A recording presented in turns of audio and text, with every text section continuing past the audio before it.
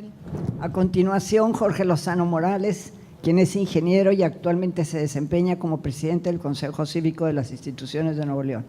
Durante su trayectoria ha ocupado cargos como presidente del Centro de Competitividad de Monterrey, director de Prolec, miembro del Consejo de Indotec, miembro del Instituto Mexicano de Ingenieros Industriales y de Sistemas y participante activo en instituciones de negocios y educación.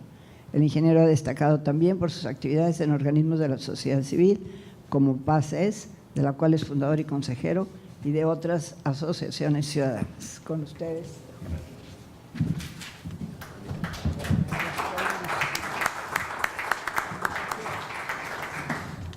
Gracias Alejandra. Buenas tardes a todos.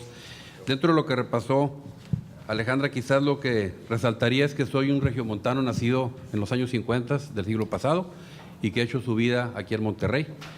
Básicamente, eso creo que es lo relevante como punto de partida. Y el otro punto que también subrayaría es que por diferentes circunstancias personales y familiares, la verdad es que ha habido a lo largo de toda mi vida una constante exposición a don Eugenio Garzazada y a su familia. Y eso provoca pues realmente una emoción muy importante de participar en este evento. Dada esa circunstancia, existía cierto riesgo de que me alargara en mi exposición y por eso prefiero mejor irme a leer un texto que preparé para esta intervención. Y muchas gracias nuevamente por la invitación y su atención. Quisiera empezar agradeciendo al Centro Eugenio Garzazada y a la familia de don Eugenio la invitación a participar en esta reflexión colectiva sobre un gran regiomontano a quien tanto le debemos y de cuyo paso por la vida tenemos aún tanto que aprender. Aprecio que la invitación incluyera el compartir este panel con personas tan apreciadas y tan relevantes del servicio público, de la academia y del quehacer empresarial de nuestro Monterrey. Decirles también que cuando me invitaron a participar hoy, pensé en repasar algunos escritos ya fueran hechos por el mismo don Eugenio sobre su vida o que fueran escritos por otra persona. Y platicando con alguien cuya sabiduría aprecio mucho, me dijo, no busques en los escritos el legado de don Eugenio. Vete a sus obras y lee más allá de ellas. Y eso fue lo que hice. Entonces opté por escudriñar de mis propias vivencias, que ahorita voy a compartirles algunas, como regiomontano que ya comentaba y que ha vivido aquí toda su vida. Y quiero aclarar, antes de entrar en estas, que no me tocó tratar personalmente a don Eugenio y de hecho nunca crucé palabra alguna con él. Pero sí tengo recuerdos y experiencias que me permiten palpar de nuevo y ciertamente en primera persona mucho de lo que fue su legado para poder reflexionar en estos breves minutos en qué consistió en dónde quedó, cómo preservar lo que sigue vigente y cómo rescatar lo que aún no ha sido aprovechado o potenciado. Entonces, para estas preguntas, simplemente voy a hacer un breve repaso de algunas referencias o experiencias personales relacionadas con el personaje de don Eugenio. Más allá del legado visible, voy a proponer dos líneas que creo que son las ideas básicas que podemos rescatar sobre la vida y el testimonio que nos dejó don Eugenio en su paso por la vida, e integrar una breve reflexión sobre cómo o cuáles de estas siguen vigentes y qué tenemos que hacer para rescatar las que todavía no aprovechamos. Sobre las experiencias o vivencias, voy a repasar 5 rápidamente. Mi papá trabajó en sus empresas, con él y con sus hijos, principalmente con don Eugenio y con don Alejandro, a quien me ha dado un gusto enorme saludar aquí, al igual que el resto de los hijos de don Eugenio y a toda la familia, durante poco más de 55 años. Empezó como mensajero de oficina, fue asistente personal de don Roberto Garzazada. Después lo contrataron lo movieron para que recorriera el país abriendo mercado en un Volkswagen para la lámina de Ilsa, que estaba empezando a trabajar, y fue escalando a diferentes puestos hasta que en los años 70 y 80 pues trabajaba en el equipo directivo del entonces Visa. De esta manera, la revista Trabajo y Ahorro que se ha mencionado, el servicio de despensa a domicilio, la sociedad Cuauhtémoc y Famosa, la disciplina en el trabajo, los hábitos de hacer las cosas bien, el desarrollo profesional, eran parte de la vida cotidiana de mi familia y manifestaban de una manera bastante natural un legítimo interés de la empresa por el desarrollo personal, profesional y familiar de los colaboradores. Segunda referencia, como estudiante del TEC de Monterrey, obra obviamente de don Eugenio, desde la prepa trabajé en el verano en el área de envasado de la cerveza en Cervecería Cuauhtémoc. Yo estaba a cargo y convivía con compañeros operarios en el área durante esos veranos. Yo estaba a cargo del jabón lubricante de las cadenas transportadoras de los envases. Aquí don Alejandro seguramente se recuerda de qué se trataba esto. Y mi trabajo consistía en cuidar las dosis y la concentración del jabón para que ni se hiciera espuma de más, ni se resecara ni maltratara a las bandas transportadoras. Convivía con los operarios, comíamos juntos, platicábamos en los descansos y de pronto se aparecía don Eugenio en nuestra área de trabajo. Se notaba que no venía a ver pendientes concretos, ni a corretear, ni mucho menos a reprender a nadie, sino a hacerse presente y a palpar cómo funcionaba todo. Lo veía dialogando serenamente con los operarios, algunos de los cuales, recuerdo, tenía un puesto en el sindicato. En más de una ocasión, cuando la espuma se salía de control o se me ocurrían algunas conexiones extravagantes en las mangueras de lubricante, mis compañeros me ayudaban a corregir y me decían, al rato viene don Eugenio y si ve eso no le va a gustar.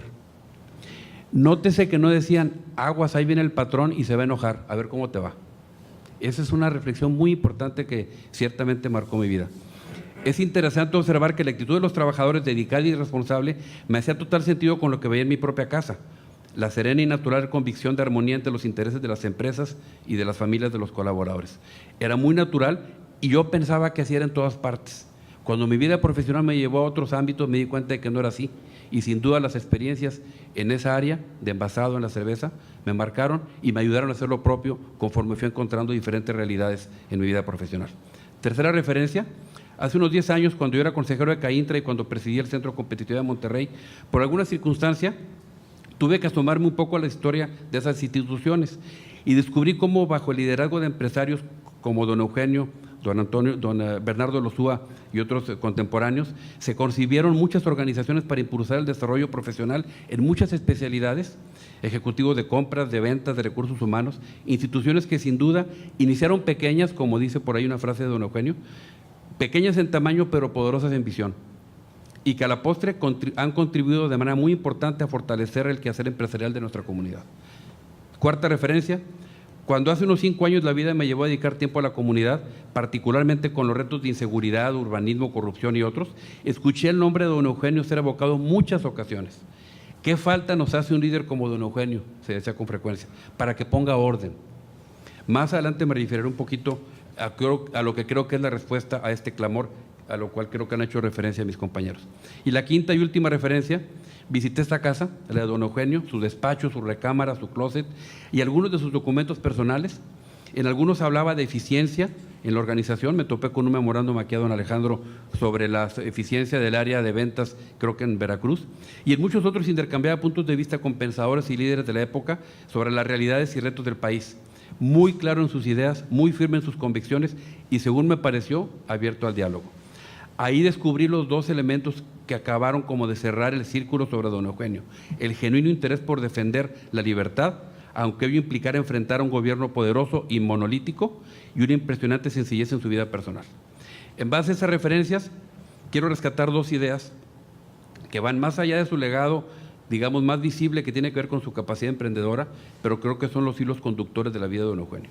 Primero, una idea central, yo diría hermosa, como ancla, que es el reconocer la dignidad de la persona de manera integral y profunda, reconocer plenamente al otro en sus necesidades y sus diferencias, dándole su lugar y valorándolo, por más humilde que sea, en sus potencialidades y como parte del éxito colectivo.